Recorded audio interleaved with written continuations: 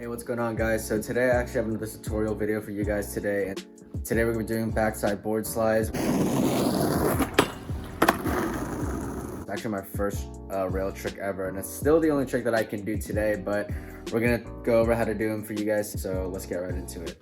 Before you do learn this trick though, I do recommend that you're, number one, very comfortable on your board, and make sure that you also have at least a decent ollie down. Of course, depending on how high your rail is, you may not need to really have that high of an ollie, but make sure it's high enough to where you can actually get onto the rail. And yeah, that's basically about it. So I'm gonna head outside to do this right now. Unfortunately, it did rain today, and the rail's a little bit wet, but I already filmed me doing the trick yesterday, so we're just gonna go over on how to approach the rail, foot placement, and all that stuff. So let's get to it. And of course, the rail is wet because it did rain out here today. Thankfully, we do have this gazebo right on top of us to kind of just help us make this video. It's drizzling a little bit right now, but it shouldn't be too bad. But anyways, so we got the flat bar right here. I should probably oh man, that's disgusting. Gosh, you can feel all the old wax that was once on here. I haven't skated this rail in a while. Hopefully I can skate it again soon, maybe in some future videos. But anyways, let's go over how to do this trick. Now, I know in the beginning of this video, I mentioned that you should have a solid ollie down. Another thing that I would recommend that you would have down is to at least have front side 180s down. And the reason I say this is because when you do the backside board slide, you are going to be doing a front side 180 into the rail. So you don't have to have them down perfectly, but at least understand the motions of it. And really, with a flat bar as low as this, you hardly even have to pop. It's not even that high. It's like at its lowest setting right now, sort of. The rail is like something about this high. You really don't have to pop that high of an ollie to be able to get onto it. But yeah, let's go over the foot placement, and let's break this trick down for you guys. For my foot placement on this trick, it's basically just the same thing as I would set my feet up for an ollie. So I would have my foot about, judging by how tall this rail is, I'd have my foot about like just right here, right beneath those bolts. And then my back foot is just gonna be on the tail like that. So really my foot placement is just like that. And it's the same steps as you would for front 780. You're gonna pop it down, and you're gonna turn your shoulders front side and slide your foot up, and make sure that you get on top of the rail like this. And then you slide your way across it. So you're approaching backside, which means your back is, for me, I'm regular footed, so my left foot is in the front. So my back is actually facing the rail, hence why it's called a backside board slide.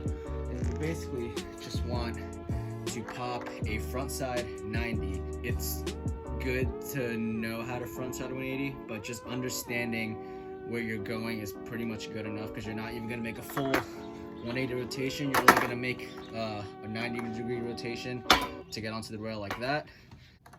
With how high this rail is, it's barely, like, I could put my board up like this, and I'm already like, the wheels are already on top of the rail. So you don't have to really ollie that high. Of course, depending on how high the rail is, I do recommend starting off on the lower rail. That way you don't have to really put as much effort into getting into it, and just kind of understanding how to get onto it correctly and how it feels like when you slide. But anyways, you're basically gonna pop down. Now you can approach this in two different ways. You can approach it straight on, which if you do, you're gonna have to turn a little bit more, put more effort into turning, rather than when you first start off. I recommend kind of sort of coming in at an angle. That way you're kind of just, coming into it naturally, into a sliding position. You don't have to turn too much, but if you come straight on, you have to really turn your shoulders to make sure you lock in correctly. But even though I've been doing this trick for a long time, I tend to come in at a slight angle, because it doesn't have to be a crazy angle. It could be like, so this is straight on, slight angle could be just like that, because it already puts me, if I just ollie straight into it, I'm still in a board slide position, and as I'm sliding, it'll just slowly kind of even itself out. So that's basically all that you want to do. You get onto it, you're on the rail. When you're on the rail, make sure your feet are fairly spread apart. That way your balance is like pretty centered. When you first start sliding this trick, it's gonna feel very, very strange at first. You might even feel like you're gonna slip out. Some may just experience not even sliding at all, and they might stick and fly forward. Just go with enough speed, and when you get onto it for the first time, make sure you bend your knees and lean a little bit forward. That way you don't slip out and you don't die. So, but at the same time, you don't want to lean too much forward. That way you don't stick and you're the one that's gonna end up flying forward. So just a rerun, come in at a slight angle when you first start. I'm gonna slightly pop just a small ollie and turn 90 degrees just to get your board onto the rail like that. Feet should be spread apart slightly. Lean a little bit forward, especially if you're new to the trick. And even if you are leaning slightly forward and you're still sticking, maybe you just need to throw a little bit of wax, not on the rail, but always wax your board. I know people will tend to wax the obstacle. If it's your own personal obstacle, it's fine. But if you're at a skate park, it's kind of good etiquette to wax your own board. That way, it's not on you if you wax the rail or whatever you're skating and someone never knew and they slip and they die, and it's not going to be on you. So if you're at a skate park, try to wax your board only. Try avoid waxing the obstacle as much as you can and just wax your board instead. If you know you're leaning forward and it's still not sliding, just throw a little wax on your board or on your rail if it's your own personal rail. But if you feel like you're slipping out too much, maybe you need to start leaning a little bit forward and not lean back so much. Now for coming out of the trick, it's another simple thing. It's not complicated at all, but you're about to approach the end of the rail. There's two ways that you can come out of this trick. You can either come out back to regular, or you can come out fakie or switch stance. So I would ollie up 90 degrees again, and then as I come out, I would come out the other way. That's the second way to come out of it. But when you first start, you might experience just coming out like this. And if you're not going too fast, you'll be able to kind of just like pivot your way out of it. But if you're going at a really high speed and you just come out like that, you're more likely to fly forward, or if you're leaning back a lot, you might slip out. But when you do it, try learning it. It may be easier to kind of come out fakie at first because you're already turning at a 90-degree angle approaching the rail, so you might as well just finish it off.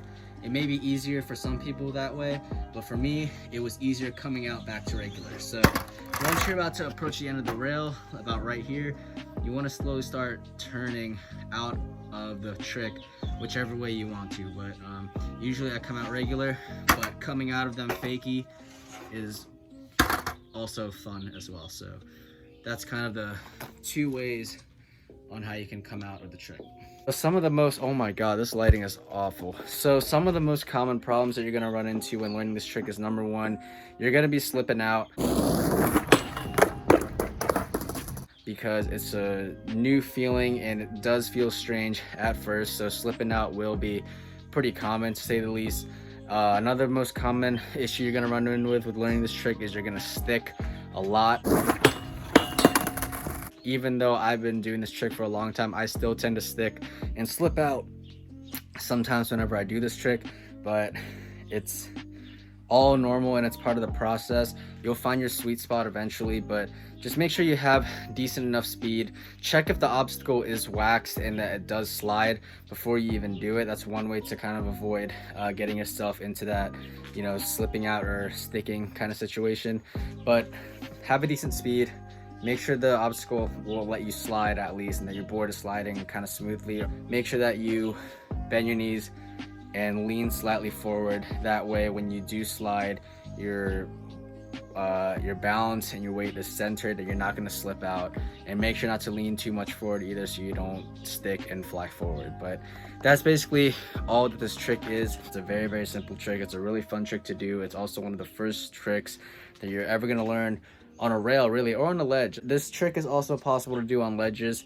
Just make sure the top of the ledge is waxed, of course, that way your wheels can slide. But that's basically all that I have for this trick tip. If this trick tip did help you guys out, please leave a like on it. And if you guys, I almost broke my tripod. If you guys do want to see more from me, you can always hit the subscribe button and click on the notification bell. That way you're notified every time I do upload a new video.